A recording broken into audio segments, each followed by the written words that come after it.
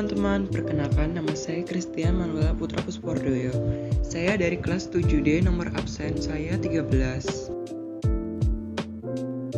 Halo teman-teman, perkenalkan nama saya Kristal Musa Salvarel. Saya dari kelas 7D, nomor absen saya 11.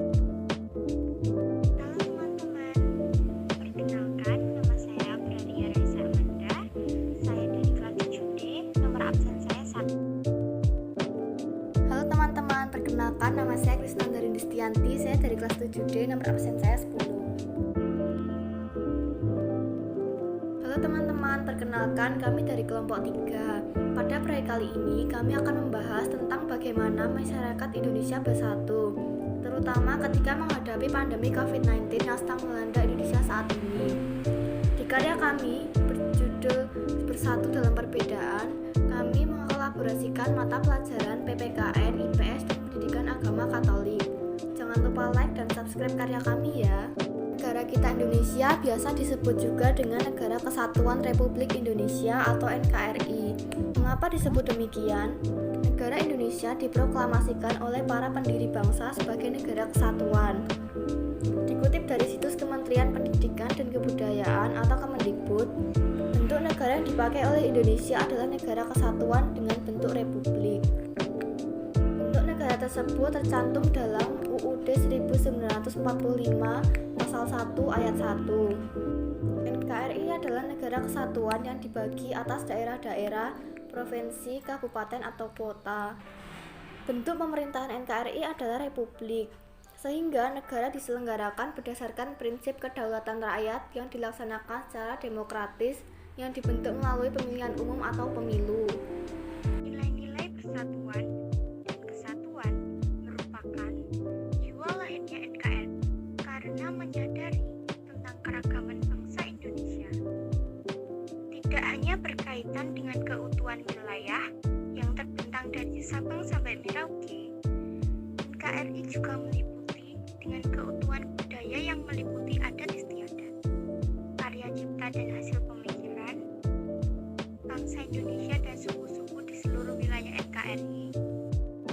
Keutuhan sumber daya alam meliputi seluruh kekayaan alam berupa barang tambang, flora dan fauna, dan keutuhan penduduk atau sumber daya manusia (SDM) yang meliputi orangnya, status, keselamatan hingga kesejahteraannya.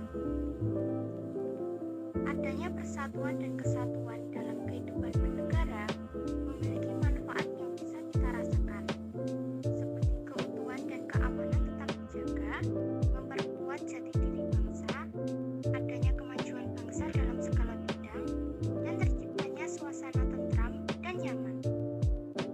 Nah, NKRI sebenarnya baru diproklamasikan tanggal 17 Agustus 1945, tetapi apakah kalian tahu bahwa sebenarnya bangsa Indonesia sudah bersatu? Bangsa Indonesia bersatu ketika zaman kerajaan Majapahit, di mana kerajaan Hindu berjaya di Indonesia. Kerajaan Majapahit mencapai puncak kejayaannya ketika dipimpin oleh seorang raja yang bernama Hayam Wuruk dan dukungan Mahapati Gajah Mada. Gajah Mada mempunyai cita-cita yaitu mempersatukan kerajaan-kerajaan atau wilayah yang ada di Nusantara. Hal tersebut diucapkan Gajah Mada dalam Sumpah Palapa tahun 1336. Saat pengangkatannya menjadi Mahapati pada era Tribhuwana Tunggadewi, Ibunda Hayam Wuruk, Gajah Mada mengucapkan sumpah Amukti Palapa yang kelak melegenda. Gajah Mada bersumpah akan menyatukan wilayah-wilayah Nusantara di bawah naungan Majapahit. Kelak ikrar ini terwujud. Sumpah Amukti Palapa telah mengantarkan Majapahit ke gerbang kejayaannya untuk pertama kalinya dalam sejarah. Walaupun akhirnya kerajaan Majapahit runtuh, ide persatuan sudah muncul dan Nusantara pernah bersatu di bawah naungannya. Ternyata sudah sejak zaman Indonesia masih berbentuk kerajaan, keinginan untuk bersatu sudah ada ya. Beruntungnya kita sekarang sudah hidup dalam persatuan dan kesatuan. Dalam hidup berbangsa dan bernegara, dan agar persatuan dan kesatuan bangsa kita terjaga, maka sudah sepatutnya kita saling bantu satu sama lain tanpa memandang suku, agama, dan budaya serta jenis kelamin.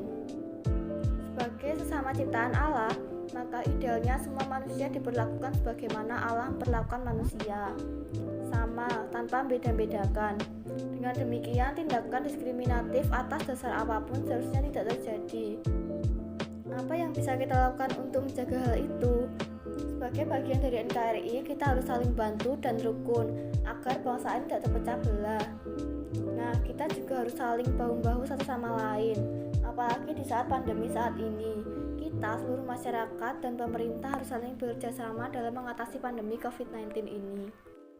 Pemerintah sudah melakukan berbagai upaya dan memberlakukan sebagai kebijakan agar pandemi ini bisa cepat berlalu, dan tugas kita sebagai masyarakat harus mematuhi anjuran pemerintah tersebut. Nah, upaya dan kebijakan apa saja yang bisa dilakukan oleh pemerintah dalam menangani pandemi ini? 1. Pemerintah melakukan pengawasan ketat di jalur masuk ke Indonesia dari negara lain, meliputi bandara, pelabuhan, dan pos lintas batas darat, terutama yang memiliki akses langsung ke Cina, yaitu Jakarta, Surabaya, Padang, Tarakan, Bandung, Jambi, Palembang, Denpasar, Batam, dan Manado. 2. Pemerintah juga menghentikan sementara pemberian visa kunjungan dan visa on arrival untuk warga Cina. Pemerintah juga melakukan kebijakan PSBB, pembatasan sosial berskala besar. 4. Pemerintah memberikan himbauan larangan mudik kepada masyarakat guna meminimalisir penyebaran COVID-19. Pemerintah menghimbau kepada masyarakat agar tetap memakai masker dan menjaga jarak saat pergi keluar rumah. Mari bantu pemerintah untuk mengatasi pandemi COVID-19 ini. Dengan mematuhi anjuran yang ditetapkan, kita sudah membantu pemerintah dalam mengurangi penyebaran COVID-19 loh. Mematuhi anjuran pemerintah juga sebagai wujud kasih kita kepada sesama. Kalau kita taat aturan, masyarakat aman. Mari kita juga menjaga persatuan dan kesatuan Indonesia dengan mengasihi sesama tanpa membedakan suku, ras, agama, golongan, terutama ketika bangsa kita sedang dalam musibah atau kondisi pandemi seperti sekarang. Dengan ini, kita boleh berharap kerukunan masyarakat akan terjaga selamanya. Harapan itu penting, karena itu akan membuat hari ini lebih mudah untuk dijalani. Jika kita percaya bahwa hari esok akan lebih baik, kita dapat menguasai hari ini. Sekian video kami. Terima kasih teman-teman karena sudah meluangkan waktu untuk menonton. Semoga memberikan manfaat atau tambahan wawasan untuk kalian semua. Jangan lupa untuk klik tombol like dan subscribe-nya ya teman-teman. Terima kasih.